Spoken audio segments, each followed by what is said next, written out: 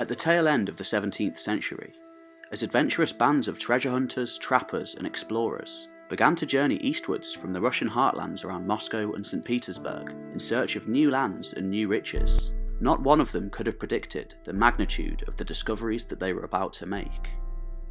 To say that Siberia is vast would be an understatement. It spans 10% of the entire world's landmass and crosses a multitude of modern-day countries. Much of its northern expanse is made up of inhospitable frozen forests and windswept plains that stretch all the way from the Baltic in the west to the Pacific in the east.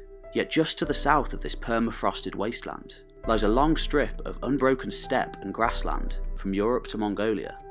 It was here, into that primal and desolate landscape framed by steep mountains and haunting birch forests, that those early Russian explorers first set foot over 300 years ago. What they found there would change our understanding of the world forever. People lived in Siberia at the time, in much the same way as their ancestors had done for millennia, reading the signs of the elements, living under the stars, and tending to their livestock in a timeless pastoral existence. But it wasn't the locals that these Russian explorers were interested in. Rumours and reports had recently begun to surface of mysterious and ancient edifices dotting the inhospitable landscapes of far remote valleys and ancient plateaus. Before long, the rumours became fact, and the Russian explorers began to come into contact with a world so far removed from the present that they could scarcely believe what they had found. The Altai Mountains are an ancient place, a timeless place. Today, mysterious primal standing stones still litter the landscape, and they are bordered by something even more incredible: hundreds upon hundreds of ancient burial mounds, long forgotten by the world. Most of the mounds are long opened now, but in the late 17th and early 18th centuries, by and large, they were all still sealed off, protected from potential grave robbers by their religious associations for the native Siberians, and by their sheer isolation. Soon enough, the graves began to be carefully opened, and the millennia-old mummified remains of ancient rulers were found within, largely preserved by the Siberian permafrost, which protected them all year round since they were first interred there some 2,500 years ago. The mummies were accompanied by vast amounts of ornately carved grave goods, many of which were crafted from pure gold, and depicted primal naturalistic battles between animals and monsters. The mummies themselves were clearly members of a ruling class, yet the ornate body-spanning tattoos depicting the same naturalistic battles as the artifacts spoke of an ancient primal time, and a people not just in tune with the natural world around them, but obsessed by it. The people interred in these remote burial mounds at the very edge of the earth were Scythians, the ancient forebears of not only those same nomadic pastoralists who still live in Siberia today, but also the Huns, the Turks, and the Mongols, mighty empires that would go on to conquer much of the settled sedentary world that bordered their homelands.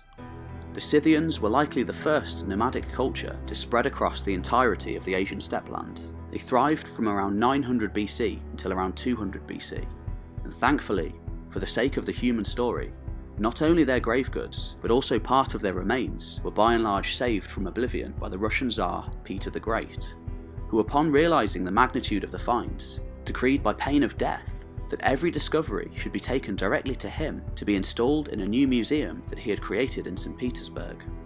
The Scythians left no writing for us to decipher, nor did they leave any discernible architecture to speak of. Yet the incredible artwork discovered in vast amounts at sites from the Black Sea to Mongolia stand as testament to the intense power and ingenuity of these ancient people. Whilst elements of the same naturalistic culture appear in the tribes that came after the Scythians, such as the Sarmatians, this animal art style that the Scythians left behind as grave goods is completely unique in the world. It's thought to have carried a deep symbolic significance to the Scythians, and as such it appears absolutely everywhere at their burial grounds, on jewellery, weapons, clothing, artwork, and even inscribed into their skin. The style seems to have focused upon three distinct elements: birds of prey, herbivores with hooves and antlers, and monstrous feline predators such as leopards. Without written sources, little can be known with any certainty about Scythian beliefs, though through analysis of their art, a number of scholars have arrived at the same conclusion, that they may have believed in a world divided into three distinct parts. These parts may have in turn been represented by the aforementioned 3 types of animals, often portrayed in battle with one another. A heavenly plane containing birds, the central plane of the world inhabited by mortal humans, portrayed by herbivores such as stags and deer, and an underworld of supernatural beasts. In short, the animal art style may have been intended to portray the way that the Scythians perceived their world: a heaven above, a mortal plane on earth, and an underworld below. The name Scythian is in fact a collective grouping for a confederation of different tribes who all shared the same Iranian dialects and shared a similar lifestyle, dress, weaponry and horse gear. They relied heavily on herding sheep, goats, horses and cattle, not only for sustenance but also for plentiful supplies of leather, wool and hair to make their everyday goods.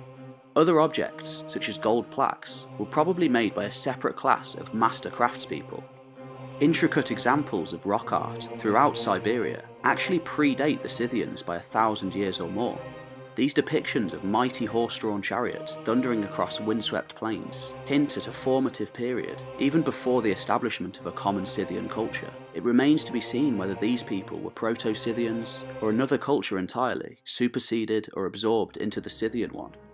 As the Scythians developed more and more efficient horse riding techniques and equipment over the centuries, they were eventually able to move their herds to new pastures according to the seasons and gradually spread their culture across the entirety of the huge belt of grassland, or steppe, extending from northern China in the east to the Black Sea in the west. The same steppe lands that would later spawn the Huns, the Turks, and finally the Mongols. The Scythians had a keen understanding of the environment they inhabited, which was perfectly suited to their lifestyle of herding and hunting.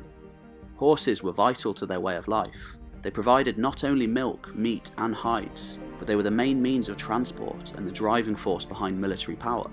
Expert riders, Scythian men and women were forever perfecting new types of horse riding equipment, and they excelled at breeding horses for speed and endurance. Horses were exchanged and bartered, and large herds were a sign of high status.